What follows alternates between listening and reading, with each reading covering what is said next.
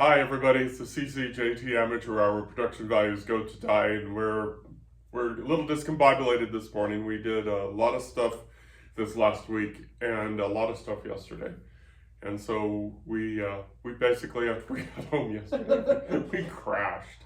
We both slept yesterday afternoon, so that's unusual for us to both nap. Yeah, but so that was weird. Okay, so if you're new to this experience, that's CC.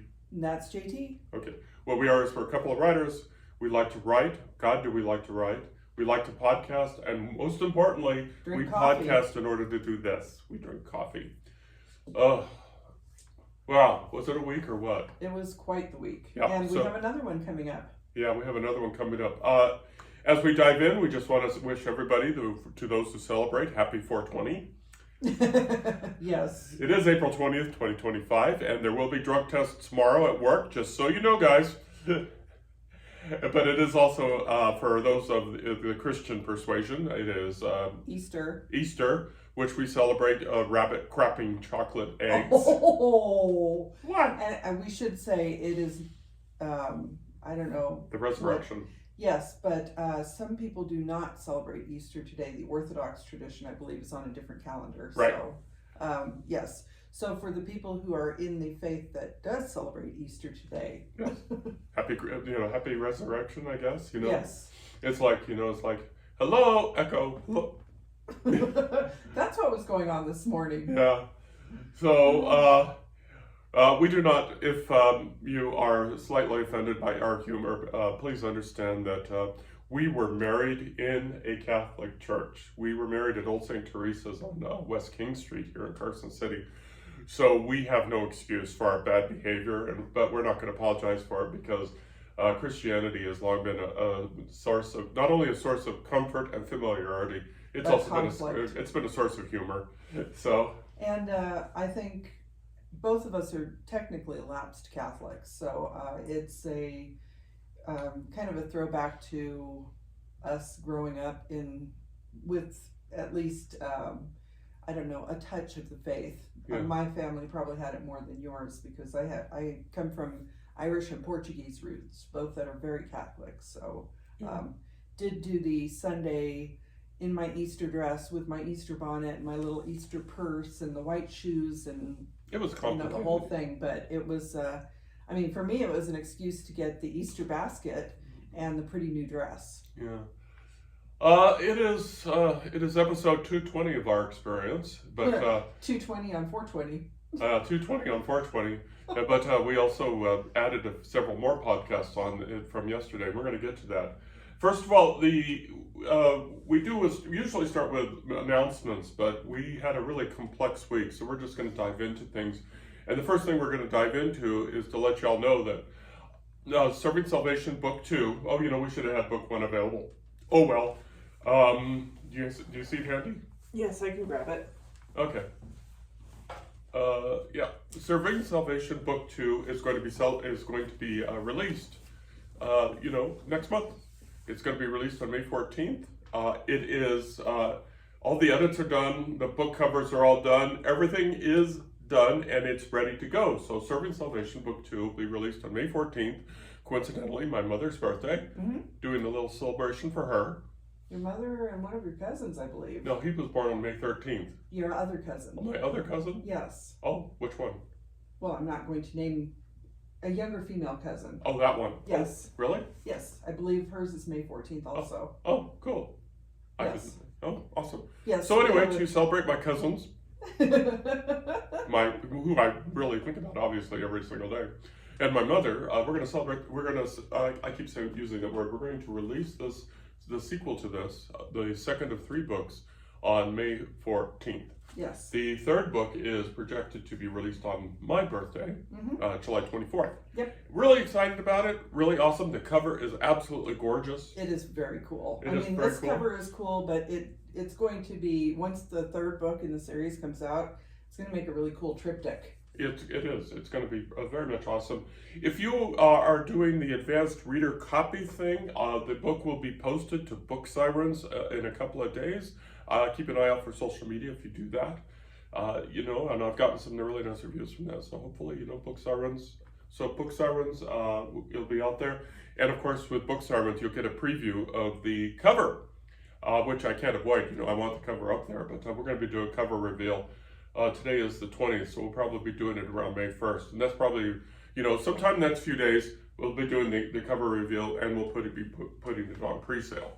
So you're going to do the cover reveal while we're on the road? Yeah, that's a possibility. That's a possibility. But we've proven before that we can do these complex tasks while we're on the road. That is a nice thing about being a self-published author, is that you can take the business with you on the road.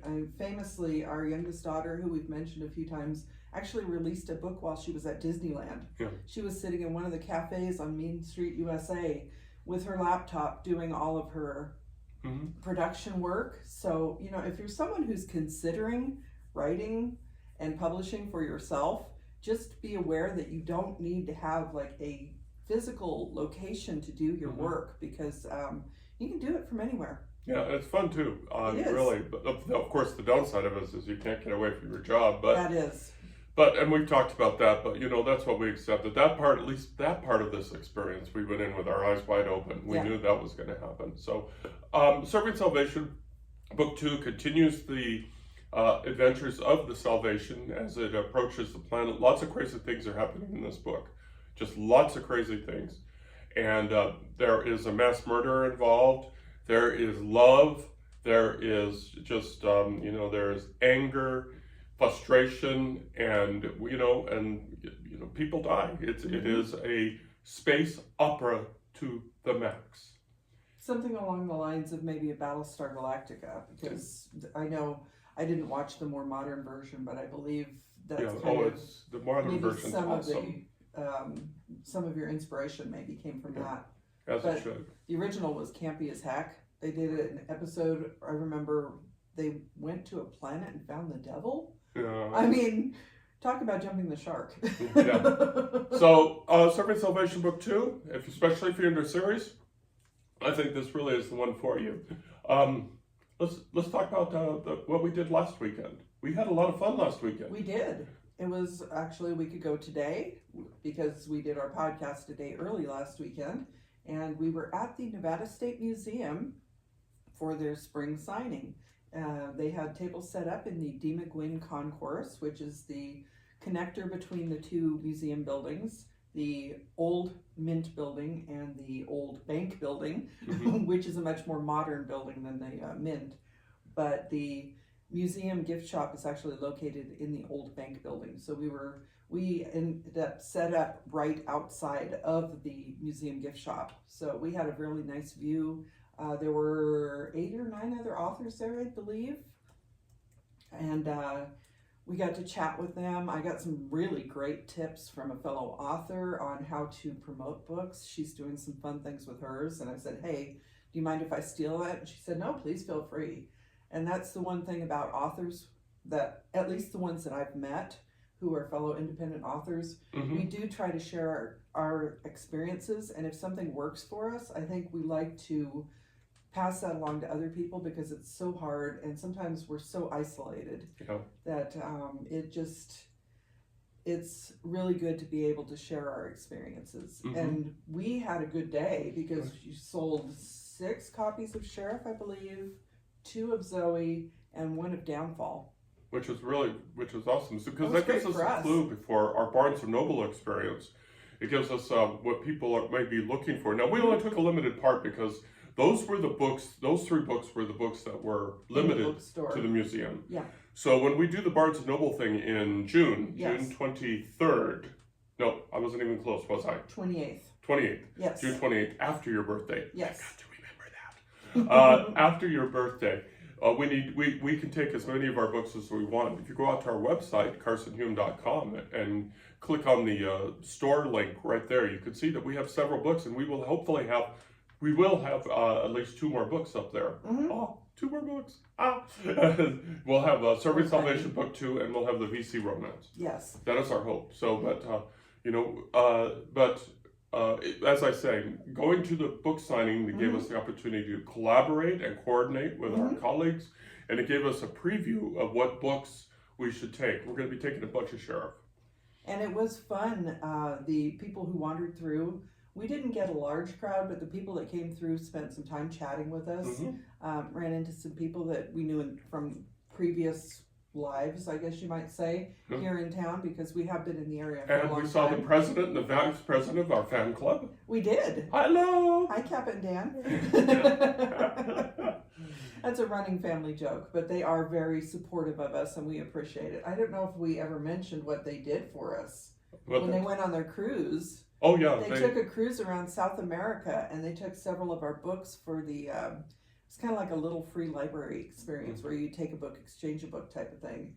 And they told us that our books just disappeared and they were gone for most of the cruise and they were on the ship for like 3 months, I think. So, wherever those books ended up, they could be in South America, they could be in Australia, who knows? But that was exciting for us. That was fun. And we really appreciate them doing that. So they made the trip down.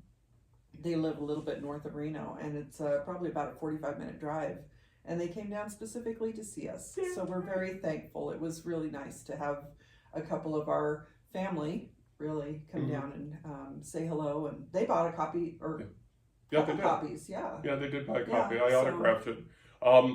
So not only are we thankful to Cap and Dan, we're thankful to everybody who stopped by our table just to chat, just to say hi. We're especially thankful to our colleagues, the other writers, and we're going to talk about a couple more of them here as we transition here to the Nevada Authors Network. And that was yesterday. Yep.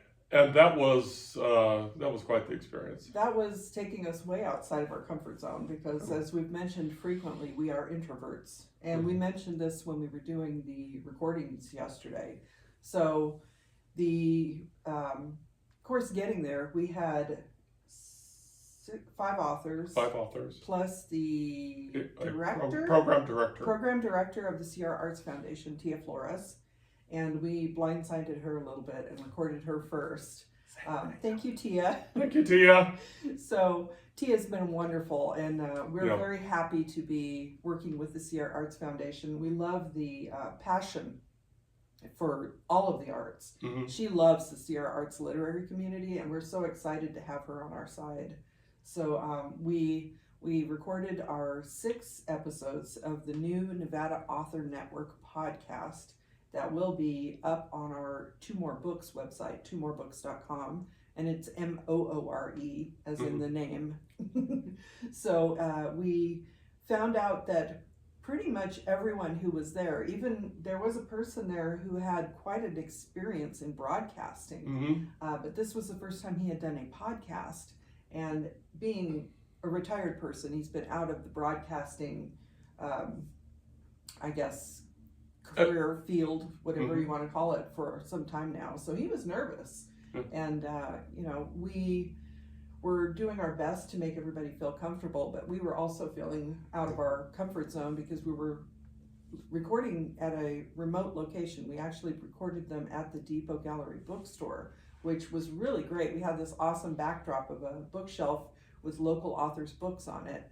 So I think it was a great experience, and I look forward to putting those out there. And again, it was as we interviewed. We're not going to name the writers right now because whenever we do that, we always forget somebody. So so please forgive us for not listing out. But they will have their moment in the sun here pretty soon, which I'll explain. But as we were interviewing the authors, I was struck, and I'm sure you were struck too, by we're all so different, but we all have these commonalities. Commonalities. We found that some were plotters, some were pantsers, and the pantsers were wishing that they could be plotters, but they were right. One even said they wrote to see where the book would take them. And I really think the people who were plotters, you might say, weren't technically plotters, because one of them was using historic elements in their book, and the other one was writing a memoir, so they were tied to specific time frames, people, and things like that. So even they, I think, weren't technically outlining a book. They were working from very rough outline, and I think we all agreed that it's kind of easier to see where the writing takes you. Yeah, it was, and to hear these stories of the book creation and the work they put into marketing is that really, genres aside, independent writers are really not that much different from each other. It's just funny how that works. That we that some of us seem to work in isolation, Mm-hmm. but we actually far more alike. We're far more Yes. alike. We have far more in common than we actually like to think that we have in common. And it's funny. It's funny that way. Well, and I noticed as we were doing the recordings, when we started each one, we were all a little hesitant because, I mean, we were trying to be less hesitant, obviously, because we were driving the conversation. But once we started the authors talking about their work, seeing them get up and get animated and becoming so much more engaged in what they were talking about, it's hard to promote ourselves. Mm-hmm. And we talked about this yesterday, that it's, you're putting a piece of yourself out there in the world, Mm-hmm. and it's a very vulnerable experience. But as we sat there and we talked about what they had written, where their story ideas came from, there is a deep passion in there that, even though we may look like meek little, nerds, basically, a lot of us, Nerds. but there is so much passion driving our writing that when you just get the right question in there, and the floodgates open, and it was so much fun. And several people commented that they wanted to read every book that had been discussed, because it's the people who are waiting to be recorded were waiting out in an art space, and they were very kind and quiet throughout, but we didn't realize that they were actually listening to the recordings. Mm-hmm. And they all seemed to be fascinated with each other's stories. So I take that as a good sign that these are going to be excellent episodes. So what we'll be doing here is we're going to be doing some editing this week. We'll be doing signage and signage and imagery for the videos, and then what we'll do is the first full week in May. I don't even remember what. It's not next week; it's the week after. The week after, Mm-hmm. we'll actually start putting it out there once every Wednesday, and so we've got six. We've got 6 in the can, and then we'll start arranging for more. And what we're going to do is we're going to look at hopefully recording remotely. We're going to be doing that, because by setting a day at a time and a remote location, it was I don't want to say it was problematic, but there are some people that we wanted to get on the podcast that we couldn't because of conflicts. Mm-hmm. So we're going to try to do the remote recording thing and see if we can add flexibility that way, and see if we can get more of the Nevada authors in there, because Yes. this has potential to be very, very good. We just need to get some energy going, get some people going into this. Mm-hmm. But we need to be more flexible, hopefully, on recording days and times. And we do have a lot of people who live remotely here. It can be hard to get into the Reno-Sparks area. It took us probably about 45 minutes to get there, and from Carson City. So there are people that live in Reno, but there are people that live further afield. And that's one of the things that the CR Arts literary community is also looking into, adding a remote component to our monthly meetings, because more people have expressed interest that can get into Reno for the meetings. So we're trying to support not only people in the immediate vicinity, I guess, but further afield, because Nevada is a vast space. Oh yes, if you are from the East Coast or from Europe or one of these far away places, and I put it bluntly in my book. As a matter of fact, in Zoe, it starts off with that observation that you can't get anywhere significant in Nevada from town to town without traveling for a while. People think that we could commute from Las Vegas to Reno. Well, technically you can if you get on Southwest Airlines. But if you're thinking about doing it by a drive, you're going to be driving all day.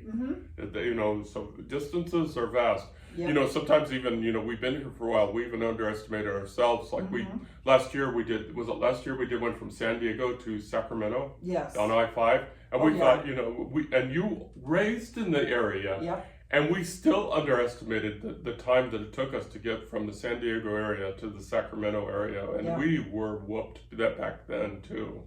And it is funny, because I lived in both San Diego and in the Central Valley, and you would think that doing that trip multiple times as a kid I would remember, but time is different when you're a kid and when you're an adult. So I think I assumed that it was my imagination that it was as long as it was, but it wasn't. It was a long trip. It is a long drive, and we basically ended up not all at once, but we ended up doing I-5 almost from the southern border to the Canadian border at one point. which is 3 states. 3 states. So you look at the length of California. We did most of California. We didn't get down to the southern border, but we did most of California. We did Oregon and we did Washington, and then we went into British Columbia. That is a heck of a long drive. Yeah, and we sort of got off track by going on the road there, but we're going back to the Nevada. Open spaces are old people do that. Here. Let me tell you how it was during Vietnam. Anyway, so Nevada area, the Nevada Authors Network will be premiering on our business website at twomoorebooks.com. Not this week, but not next week either. No, it'll be week the after week next. after next. I think we're 2 looking weeks at from May 6th. 2 weeks from Wednesday. Yes. And well, spoil right now, the first one we're going to post up there is, again, Tia Flores from the Sierra Arts Foundation. Because we had a very interesting discussion about the Sierra Arts Foundation, the Sierra Arts literary community, and a little bit about art in general. So we think that's a good way to get this podcast off the ground, is to talk about our partner, our very valuable partner, because we're focusing on literary artists right now, but the Sierra Arts Foundation covers arts of all kinds. Yep. So we're looking forward to getting that all done and getting that all posted for y'all to see. The last thing that we're going to, well, not the last thing we're going to talk about, because we always keep talking about it, but we're going to talk about Independent Bookstore Day. Independent Bookstore Day, which is this next Saturday. Saturday the 26th. Yep. Saturday the 26th is independent. We have an independent bookstore. We do. We count. Yay! Yes. I didn't even think about that. Like I said, it's on our main page. It's the first link. Please go through there. But we are going to be celebrating again with many of the same colleagues we saw yesterday. Yep. Many of the same colleagues we saw at the museum. Last weekend. We're going to be joining one more chapter. 2 more books will be at one more chapter, but I'm pumped. And we're both LLCs too. That's funny. We're going to be joining one more chapter. It's a bookstore in the old post office building in downtown Reno. It is across the street, literally across the street from the Pioneer Arts Center. And the Sierra Arts Foundation Riverside Gallery is also across the street. So it's a very artsy part of town right there, and it's right along the Truckee River. Yep. Right. So if you're in Reno, definitely stop by and check them out. Okay, so next Saturday we're going to be doing book signings from 10 to 1. One more chapter will be having light appetizers, because it's going to be a celebration day for them also, because they're having another grand opening. Yes. I mean, I guess they are open, but they're going to be having another technical grand opening. So we are going to be joining a bunch of our colleagues and having book signings. So just come on down and have some fun with us. And it's a really cool older building. There are still some post office boxes in there. It's I'd say probably a 1930s vintage. It looks a bit Art Deco on the outside. It's a huge structure. Because obviously it's federal post office building. We had federal building here in Carson City too. It's a little more recent, but they are massive buildings that they're worth saving. And in order to save this one, they turned it into it's almost like a little mini mall inside. They have there's a furniture store in there, and there's some other businesses. So it is a good place to go and support. Yep. So if you want to come on down and see us, you want to get some books. We and a whole bunch of folks are going to be. We'll be there Saturday 10 to 1. One more chapter. Yes. I gotta be careful how I say that. One more chapter in the old post office building on Virginia Street. Across the street from the Pioneer Art Center and the Pioneer Center. The Pioneer Center. Y'all know what I'm talking about if you're from Reno. It's a very interesting looking building, so you will find it pretty easily. Yeah, and across from our friends at the Sierra Arts Foundation. Yes, and it is. We will be there from 10 to 1, but I believe they are open from 10 to 6. Yep. They will be there that entire time. Some of the authors may be there the entire time. So definitely, even if you can't make it to see us, stop by and at least say hi to them. And please support independent bookstores. It's not to say we don't love our Barnes & Noble, because we're going to be there ourselves. But independent bookstores, especially during this day and age, have a very special mission to maintain the literacy, to help maintain the literacy of the community that they serve. And these are challenging times, and libraries are getting hit in the pocketbook, Yeah. and independent bookstores are getting hit in the pocketbook. Mainstream bookstores, all up and down the road. So anything that you can do to read, come on by. And, it's a given for those of us that do read a lot. We also know that buying a book and reading books are very, very minimal overlapping Venn diagrams, because often our to read pile is a little bit higher than our actual have read pile. And that's okay. That's fine. We love these people. Well, the thing is, you buy a stack of books and then they may end up sitting around, but then someday you have a hankering to read something, you're not quite sure what. You look at your TBR and it's like, oh, well, this one looks interesting. So even though it may have been sitting around for years at that point, when you get around to reading it, it's probably what you need at that moment in time, and you're going to enjoy the heck out of it. So collecting books is a great thing, because then you have your own personal library. We should also mention that there are other independent bookstores in Reno where our books are available. We've mentioned the Depot Gallery in Sparks, of course, the Sierra Arts Foundation bookstore. There's also Thistle and Nightshade in Northwest Reno, off of Mayan. Yeah, off of Mayan and McCarran, yeah. So if you can't make it downtown and you're in Northwest Reno, there are a couple of our books there, but they will also, I'm sure, they'll be celebrating Independent Bookstore Day. So if you're up in that area, please go check them out. If you can't make it downtown. And also even the museum gift shop here in Carson City. So if you don't feel like going to Reno, you can find our books there as well. So any local independent bookstore that you can find, please, please, please try to keep them in business. Yep, and if you like your book's autographed and wrapped in a pretty little tissue with bookmarks and pretty things, you can go through our bookstore. Yes. You can go through our bookstore, yay, and go crazy there. So please support your local indie bookstore. Yes. Yep. But support us. Well, and we're talking about people are having tough times, and art is very important during tough times. So you're not only supporting independent bookstores, you're also supporting the arts community at a time where it's going to be very difficult for artists to make ends meet. Arts enrich your art, enrich your heart, folks. Yep. We all have to work for a living, but we need to enrich our heart too. And arts are the way to do that.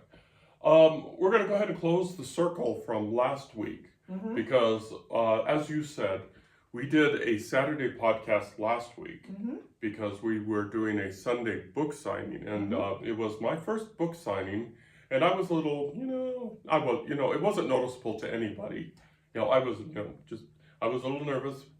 I was a little nervous about meeting the public, and since then, it's had time to settle down, and we're going to be doing it again next weekend. It's going to be the same, very much a similar situation. We'll be taking a few more books, but.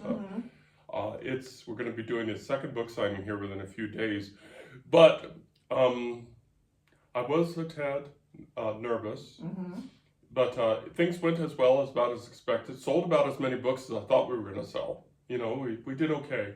Well, now watching, because obviously I know JT pretty well, so I could see that he was a bit wound up about the whole experience. And the first person or two that came through, JT got a little tongue-tied and wasn't, so I started talking up his books for him initially, because that's what I do. I go and support. Yeah. But the thing is, once he found his feet, he was talking the heck out of Sheriff, which I think, I think it was awesome. You could actually see, like I mentioned with the podcasts yesterday, the passion that went behind. And I think maybe you had forgotten how passionate you were about the story until you started really promoting it to people. It was more like just a one-on-one discussion with somebody, and it was fun to see you just kind of emerge from the shell of being, I don't want to be here, this is terrifying kind of thing, out to, hey, something, maybe people really enjoy this book, and I enjoy this book. So watching that process from the initial couple to by the time we left, it was like he would have told anybody anything about this book. Hey, you on the street over there. You want my autograph? Get over here. Get over here. I'll autograph it for you. So it was fun. It was fun to talk about things. It is strange to talk about something that I've created in that Mhm. way. I don't know if I don't, maybe other artists can Oh, yes. understand that. But it was strange to talk about things that I've created in that way, and then be a salesperson when it's like, I'm happiest when I'm in my corner writing and, but nobody notices me. Oh, my precious, my precious. And I don't think we keep talking about sales and how many sales we made, but I think what we're really hoping for is that people will enjoy what we wrote, because we had a discussion yesterday about visual artists and how someone who's creating a painting, they don't just sit down and paint it.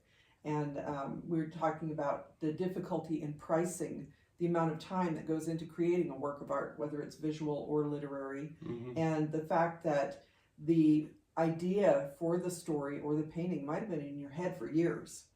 And then somebody says, well, how much are you charging for this? And it's like, well, if I was working an 8 to 5 job and I started thinking about this, 3 or 4 years ago, that's $40,000-$50,000, and some, markets, depending on what your salary is, could be a lot higher.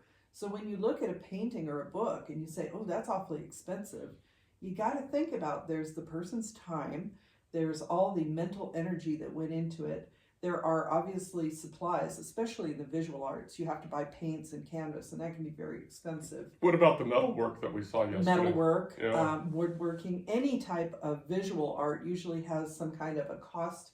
And I've mentioned this to JT recently, that we are, our art, we are not creating anything too physical initially when we write, because we have our computers, and there is the cost of purchasing a computer, or you may start with a pad and pencil, but it's there is at least a minimal cost. But then you're putting out the money for editors, and you're paying the editors before you sell your product.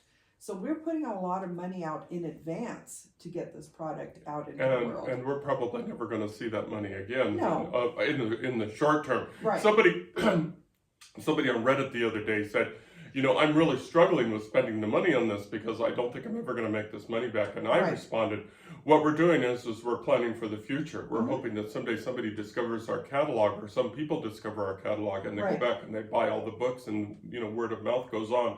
So, like visual artists, literary artists are the same way. Some are very fortunate to have a fellowship and they get the money back right away. Yep. But most of us, and I'm sure it is a vast percentage of us, are just hoping that we recoup this money in the future after we become 10 or 15 year overnight successes. And I was just noticing here as Cece was talking, it's like, wait a minute, I thought I was the chief fiscal officer. Money is always on our mind because we want to put out the best product we can, and it is a product, even though it is so dear to our hearts. So we want to make sure it's properly edited. We pay for, designers to do our book covers, people who have the means, and we haven't gotten there yet, but they will pay someone to narrate their story for audio, which is huge right now, because especially people who commute to their day jobs, they love listening to audiobooks, or people working around the house love listening to audiobooks. So hopefully we can get to the point where we earn enough on our books to hire a narrator to do that. And there's a lot of upfront costs that go into this for both visual and written artists. So when you think about some people who are big name authors who have written a number of books, and they put them out in paperback, they put them out in hardback. And there are people who will go out and buy a copy of the same book in these different versions because they love the author so much. Now, if some of those people who are buying multiple copies of the same book from the same author decided to take a chance on an indie author instead, if your budget is tight, instead of buying the special edition of your favorite author, check out a up-and-coming author, and I'm considering us all up-and-coming authors in this. Check out somebody you don't know. They might have a cool cover like this one that someone designed for us, did a great job on it. It really represents the story, and then spread your budget around a little bit. And because how many copies of that one particular book do you have on your shelf? You could add another one and maybe learn something new, find a new favorite author, and enrich your life a little bit more. Oh boy, did we wind you up. Well, I mean, it's Well, like, I'm gonna just say amen, and then I'm gonna follow up with 2 words that she said. Check out. One yes. thing that happened also was, I don't know if it was this week or last week, but this recently found out It was that this, the Clark County Library System, the public library system there, purchased my catalog. I don't know that that's, Let me okay. get in there. I'm sorry, How much coffee did you have this morning? not enough. Not enough. What it is my books are available on Hoopla and through Draft to Digital. And not only are the paperbacks available there, but the ebooks are available. And what happens with Hoopla is the libraries can access the catalog and provide a gateway to the Hoopla catalog. Yes. And both the Churchill County Library, which is in central Nevada, county seat Fallon, home of Top Gun. and and also the Clark County Library System, which is Las Vegas. The largest public library system in Nevada, obviously. So that's Las Vegas, Henderson, North Las Vegas, in that area. They both have my catalog via Hoopla. So when you check out books through there, and please do so, I get paid. I get paid pennies, but I get paid. So we'll be working on the other 15 counties in Nevada here, and also the public university systems, of which we are both alumni of. And so we'll be seeing if we can get them to, purchase Nevada Writers, their catalog through Hoopla. And if you have the Libby app and you are a patron of the Churchill County or Clark County systems, you can check out my books that way. And yay, this is awesome. So if your budget is tight, as Cece said, my books will be available free to you through the library. I'll still get paid pennies on the dollar, which is fine. So, support us that way. And this is a good time to mention that some of those budgets are being cut. There are library systems in other states that have had to drop Libby because their budgets were cut.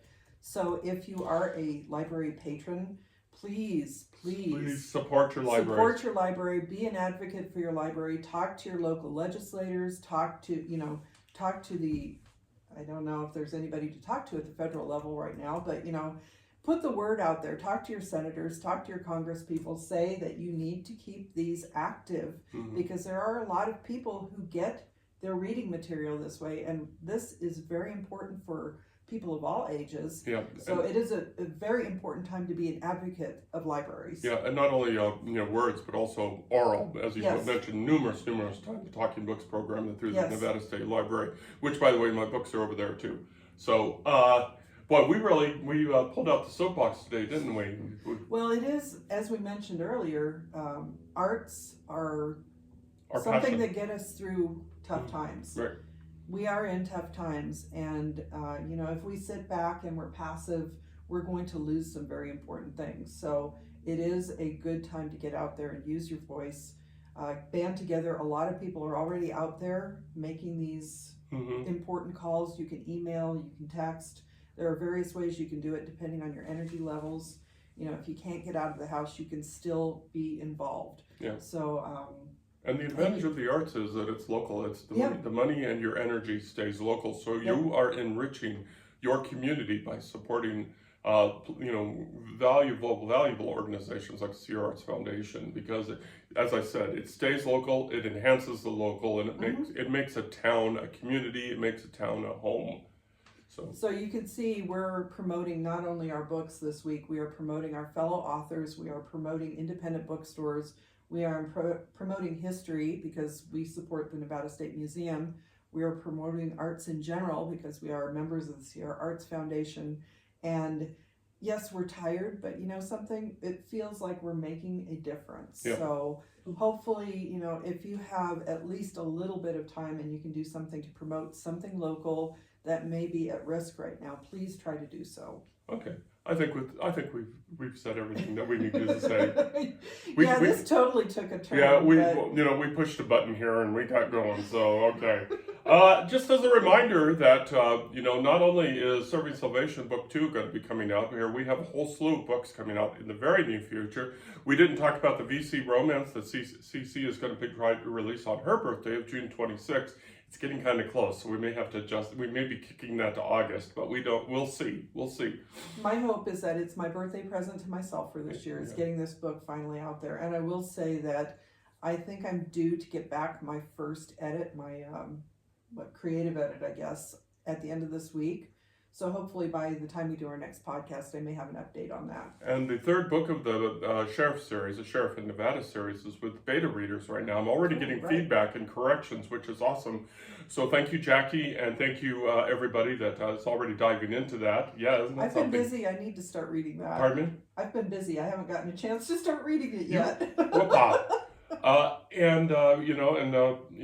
got to get to work on book 3, so that's of the Serving Salvation series. So I've gotten, and I need to get that into the editing queue. So we are busy on the book front. We are busy on our public face front. Before we close out, again, next Saturday, April 26th, 10 o'clock, One More Chapter, LLC. Over at the old post office by the Pioneer Center in middle of Reno. Mm-hmm. Come by and say hi to us and say, God, we hate your podcast or something like that. But we actually have heard from several people, our colleagues in the Say Our Arts Foundation, that they've been listening to our podcast. So thank you guys for listening along. Yeah, and please, if you get a chance, go ahead and promote it on your social media too, please. But until next week, I can't think of anything else. I can think of so many things, but we need to go. Yeah, we had coffee this morning. Somebody is cut coffee from her diet, and guess what? She got some this morning. So, yeah.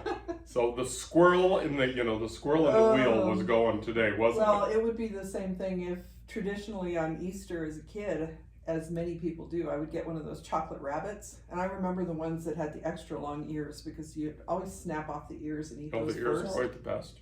So eating one of those rabbits is probably the equivalent of drinking. So, either coffee or chocolate. So, sometime today, people, eat your bunny. Okay, so oh. All right, over there, don't even go there. Over there is CC. Over there is JT. Y'all take care of yourself. Love you lots. Bye. Bye.